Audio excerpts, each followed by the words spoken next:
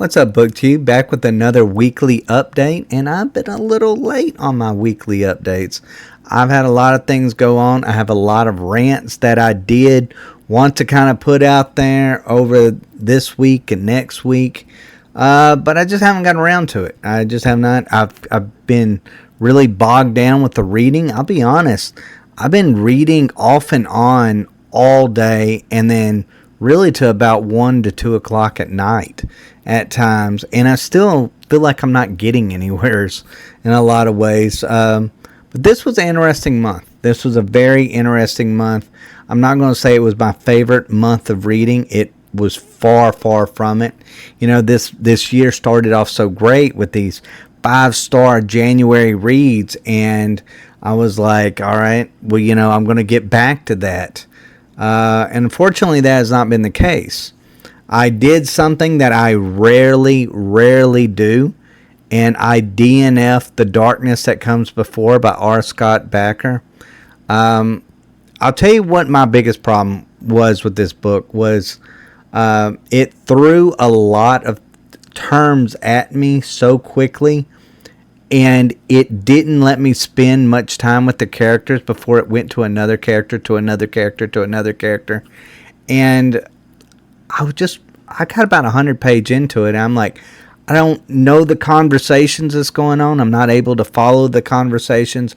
I'm not able to follow the characters. I'm not feeling any love for these characters or any interest for these characters whatsoever. And you know, look, when you're 100 pages in and you care nothing for no one, like you have no anchor that really just kind of holds you to a book or to a character in a book, that you want to see how the story progresses and, you know, where this character turns out. When you don't have that, I mean, what do you have at that point?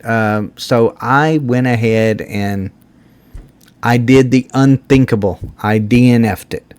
But I replaced it with a book that I am currently actually enjoying. But before I get to that book, I want to talk about my newest finished read, and that is On Stranger Tides by Tim Powers.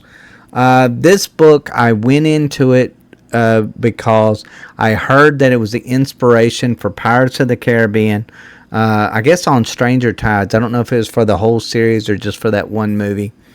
But I went into this thinking that it was going to be very action-packed, very character-driven, maybe some funny moments here and there. Unfortunately, it was none of it. It wasn't swashbuckling in the way that I expected it to be. It had some moments. Don't get me wrong. It had some moments. It's not a bad book. It's not a bad book. I would actually recommend this book to people. You know why? You like pirate fantasies. Surprisingly enough, you don't get very many of them in fantasy, which is so odd because it really, especially this era and time, is a very interesting era.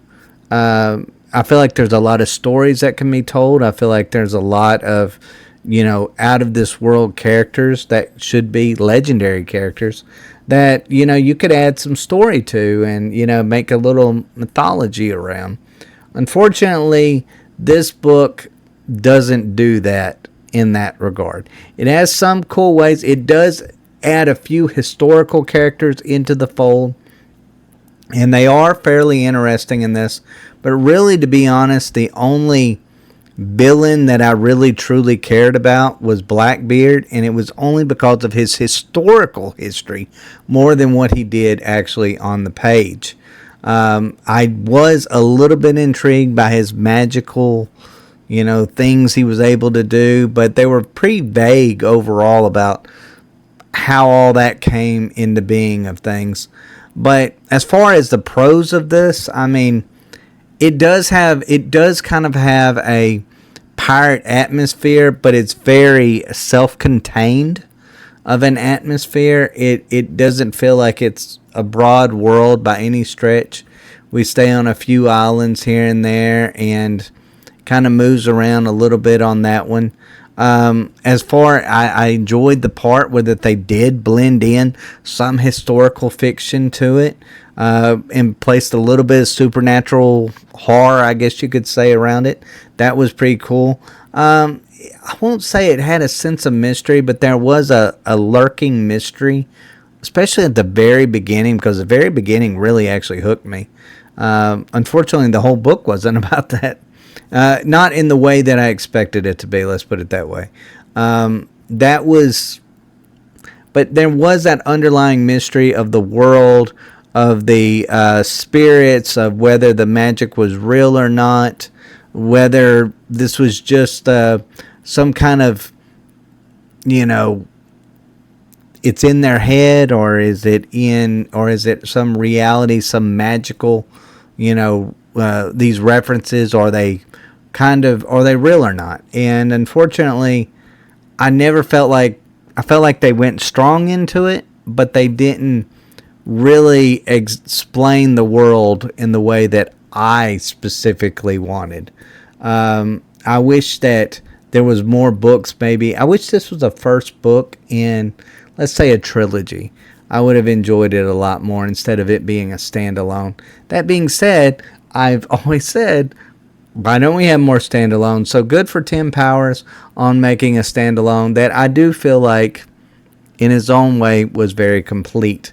It did not have a memorable premise that, I'll be honest, I'll probably will forget most of it by a month or two from now. As far as the character work is about, I like Jack Shandy. I remember him, and Beth Herwood, and her father. But I thought Beth was very one-dimensional. I thought Jack had his moments, but I don't feel like he was a great leading man. I kind of felt like there was a lot of scenes that was kind of just, I couldn't see in my head. I couldn't picture them.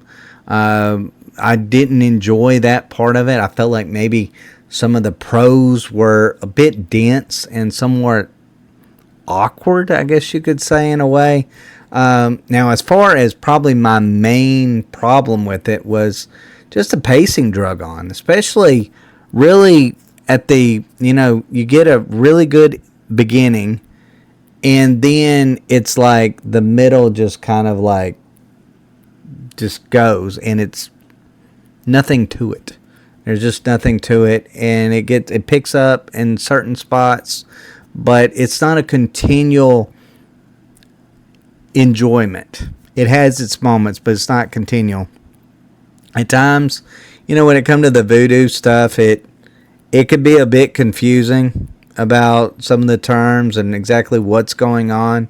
I know there's one particular spot of it that I'm like, they're messing with these spirits, and I'm not really quite understanding what was going on, and kind of took me out of it. And, look, if you were wanting a swashbuckling, kind of book that has a lot of action to it, this isn't your book. It's not your book. It would be disappointing because there's not non-stop battles. There's a few, but not many. So, and I felt like another problem that it had was it didn't have the emotional payoff that I was wanting. The love interest didn't really make sense because it felt like almost like Harry Potter love interests, where it's like they're in love because the author says they're in love, but there's nothing really in the in-between that makes you go, oh, of course they're in love. So I hated that part of that. I really, truly did. But there is some interesting characters in this. And look, if you want to give Tim Powers a shot, I would recommend this book. I would give it personally a 3 out of 5. It definitely shows its age. It's not the, fast-paced, like I was reading the Bloodsworn trilogy just a while ago, and that, it's just really fast-paced and action-packed.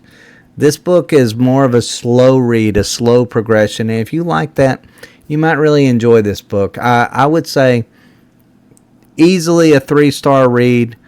Probably won't be something I ever go back and read again, but will I check out more Tim Powers books? Probably. I actually really think he might be an author in other books that I could probably get into. But overall, the book that after that, I finished that book, I now went to The Poet Empress. Now, I went into this not knowing anything about this world or not knowing anything about what I was getting myself into. And I'll be honest, I kind of was expecting a romantasy when it come to this. I really was thinking that this is going to be that kind of thing. It is not. It is not a romantasy by anything. It's not romantic in any form or fashion. So if you are looking at this and you're saying, oh, The Poet Empress, that sounds like something that is not brutal and really gut-wrenching, yeah, you're going to be wrong. You're going to be really just dead wrong. This book has some moments that will make you cringe. I mean, it literally starts off with a cringing moment. And I'll say I'm now about 150 pages into it, give or take more than halfway mark. And I will say I am actually enjoying this. So far, I would give it, at the halfway mark, I would give it about a 4-star read. I know the Two to Ramble guys, those guys thought it was like a 5-star read. I haven't really felt like it was a 5-star read, even though I will say I am kind of connected to characters in this more than I thought I would initially be into them. It's a very, like I said, it's not what I expected. It's a very self-contained book. It's very much like if you enjoy like Chinese history, Japanese samurai, you might actually enjoy this, even though there's no samurai into it. But there is, there's mystery. There is a interesting backstory. There is kind of that feudal era kind of way going with the rules and the restrictions and kind of the way things are. It's a book that you really don't expect to see in 2026 about kind of the way they handle things in a lot of ways. But it's refreshing in that way too, because the protagonist, which is a female, is actually not a girl boss. She's not a girl boss. She's a normal, regular character, and if there's one thing that's absolutely great about that book is her. I've truly enjoyed her character. She is incredibly believable, and she's incredibly likable, and everything, the choices that she has to make so far in this book have just been gut-wrenching, and you feel it, and you hear it in her voice, and you hear it in the words that's just coming off the page. And I will say I'm very drawn to this book. When I have a certain amount of pages I read every single day. I try not to go over them too much, but I've found that I've enjoyed the shortness of each chapter, which makes me want to go further into it. So, instead of reading maybe about 2 to 3 chapters a day, I'm reading maybe 4 to 5 chapters a day because I want to know what's going on next. So, overall, I am really enjoying my time with The Poet Empress. I should, by the next week, I should be finished with this book. And to be honest, this is another, I believe, a standalone that I've been trying to get more into with standalones instead of trying to get in these long series. But I am truly loving this book so far. So definitely a book that I'm glad that I really just kind of fell into in a lot of ways. So as far as another one that is got to be one of my favorite series of all time, if not borderline my favorite series as of right now, is The Fury of the Gods, which is, well, not The Fury of the Gods, the Bloodsworn trilogy. The third book is The Fury of the Gods. I got it on that one. John Gwynne, I mean, what can you say about John Gwynne? He knows how to write an epic fantasy, and he knows how to draw you into it, and he knows how to take something that maybe would be a very repetitive content into making it something that is very intriguing. So far, I'm about 120 pages into this book. What can I say about it? Is it as good as the second one? No, not yet. It's not as good. I felt like the first one was average until it got to like the last third of it, and it was like epic proportion, 5 out of 5 in that regard. The second one just started off great and just continued to be excellent in every way. It's one of my favorite books of the year, if not my favorite book of the year. Finishing it, I mean, it tells you everything you need to know. I finished 1, and I finished 2, and I just automatically go to 3, and I rarely do that. But as far as The Fury of the Gods is concerned, a lot of characters that I loved in the second book are a little bit more sidelined so far in the third book.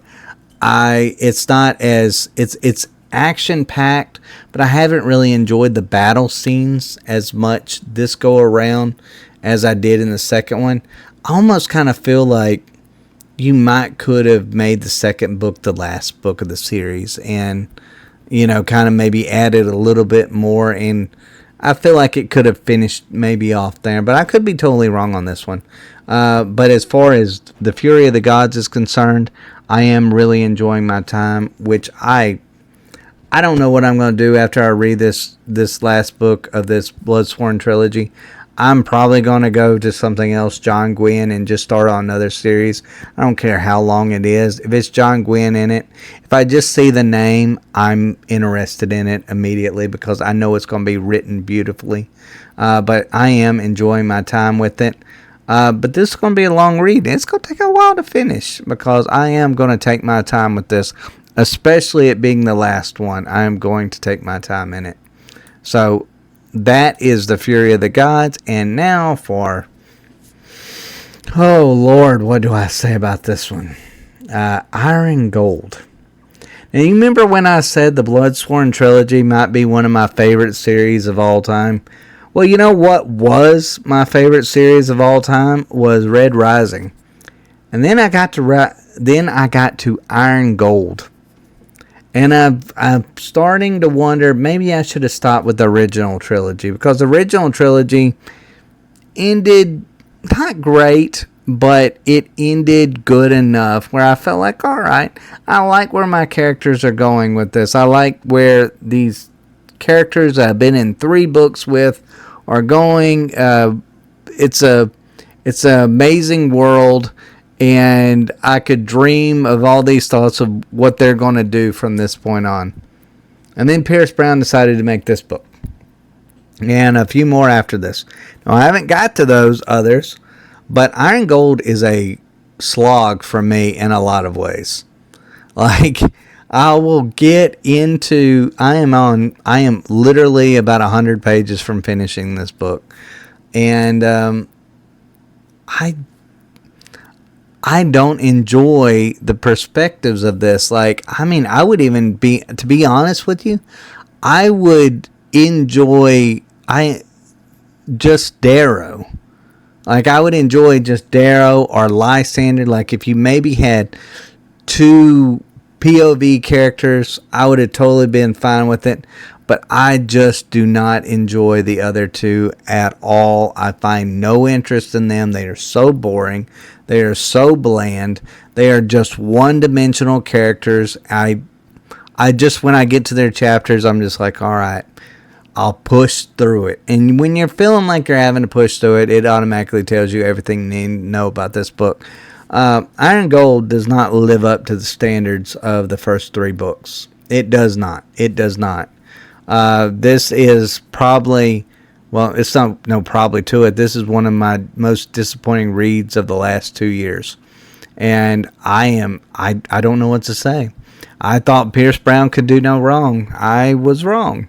Pierce Brown, which really kind of scares me because I did not, even though I liked where the ending of the third book had gone, there was some moments in it, and I've said it a million times on this channel, where it was just like, you're in the character's head, but the character's also hiding something from you at the same time. And it's like the biggest no-no that you could possibly do when writing characters or writing a book. And it happened in the third book, and it's like the fourth book now. Even though it doesn't make that mistake, it just feels as though I don't care about the characters. I feel like the story was... I feel like he doesn't have a story left to tell. At least this is the way I feel towards Iron Gold as of right now. So yeah, not enjoying my time with it. I will be glad to finish this book, but I will be going on to the next book. Now, as far as another book, Between Two Fires by Christopher Buehlman. This book is a slog for me. I am doing an audio book with this. I find many of the characters very pretentious, especially the girl in this one. I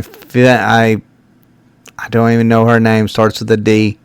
I have not enjoyed this book. You know what I have a problem with modern fantasy about?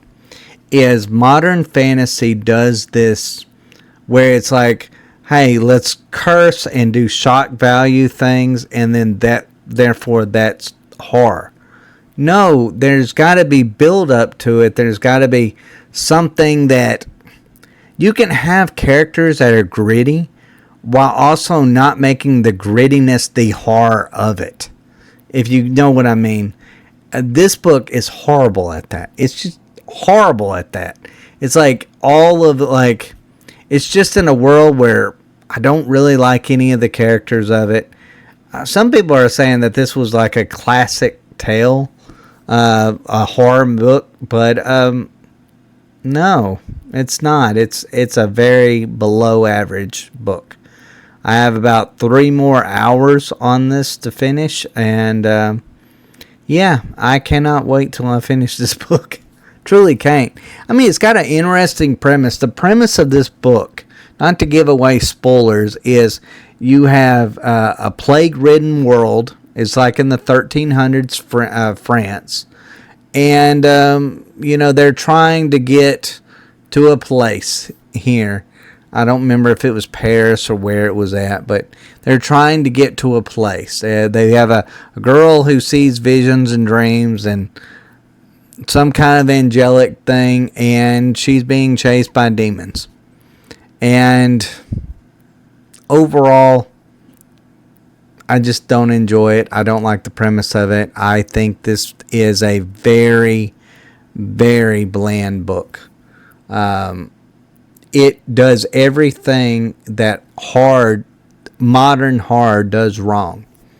They use shock value. They use kind of like what Cradle Lake was, the last horror book that I read, was this like it uses the grittiness of the character to make the horror when it's not really, that's not what I'm wanting. I'm wanting, like what's lurking in the shadows to be the horror, not how the characters, curse and, the things that they can say. I guess what I'm saying is I don't enjoy the grittiness anymore because I feel like it's getting really overrated. Maybe I've read too many Malfi books, which I do absolutely love Malfi. But if there is one thing that I just kind of hate about him and even Stephen King in that regard is the characters a lot of times they kind of sound the same because they try to make them into just people that are maybe the worst that humanity has to offer in a lot of ways. and this book is no different in that regard. So, if I enjoyed my month, March has been a struggle. It's been a struggle, but it's almost over, thank goodness. And I cannot wait to get to April and the April reads. I feel like April's going to be I'm really optimistic about April. I'm going to continue on with Red Rising. I am going to continue on with that and see where that goes. I'm going to just go with some reads that I know, like just old faithful reads. I think in April is what I'm going to go towards. But we'll just have to see. But overall, guys, let me know what y'all think in the comments down below. Are y'all having a great month of reading? I hope y'all did. I really do. I hope y'all had a great month of read.